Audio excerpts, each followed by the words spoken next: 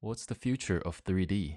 Probably people wearing VR headset and have an immersive experience rather than using the mouse, clicking points, and have a glitching moving experience between 360 images.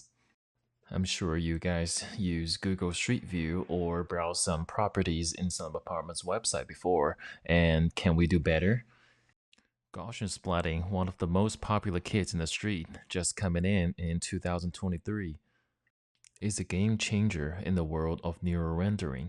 If you have heard of Nerve, you probably know that while it producing beautiful 3D reconstructions, it's extremely demanding of hardware.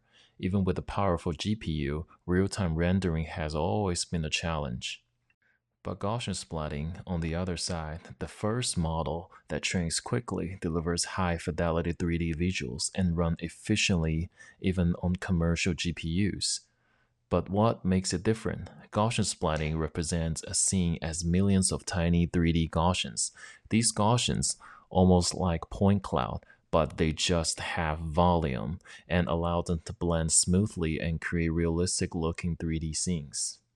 Looks so great, but how does it work? Well, the first step in Gaussian splatting is structure from motion. Don't let the name intimidate you. It's actually quite simple. Given a set of images, structure from motion figure out where each image was taken in 3D space, and this will result in a 4x4 transformation matrix for each image, containing camera rotations and position. Once we have all of those camera poses, a rough point cloud is generated, which is then used as a starting point for Gaussian splatting.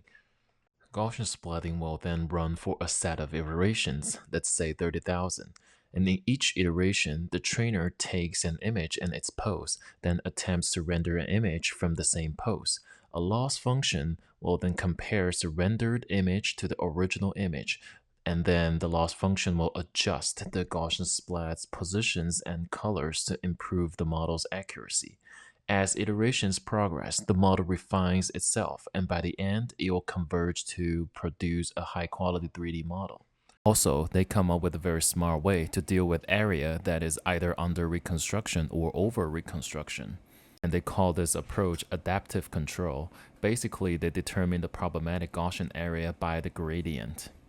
Then, based on the direction of the gradient and the size of the Gaussian, you'll then decide to clone or split itself into two Gaussian. The easiest way to try out Gaussian splatting, in my opinion, is to use Luma AI. They have a very user-friendly iOS app that you can just scan photos and then upload to their cloud, and they'll process it after a couple of hours, and you can get a nice 3D model. And for a little bit more hardcore way, if you had a GPU, then you can install the dependencies of Nerve Studio. And after a couple of commands, you can train a nice Gaussian splatting model as well.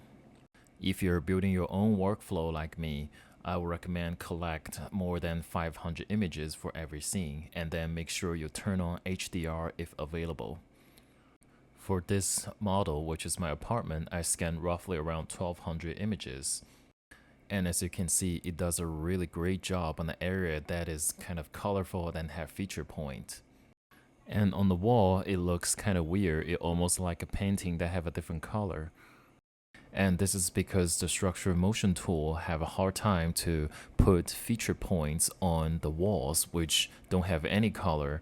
So as a result, Gaussian splat will be confused in those areas that is featureless, especially on the wall, and start to put some random floaters to trying to represent it. But I think this challenges mostly come with indoor scanning. If you're scanning outdoor, I think things will be a little bit easier. If you like this video, make sure to like and subscribe. In the future, I'll talk more about paper in depth, technologies, and also investment.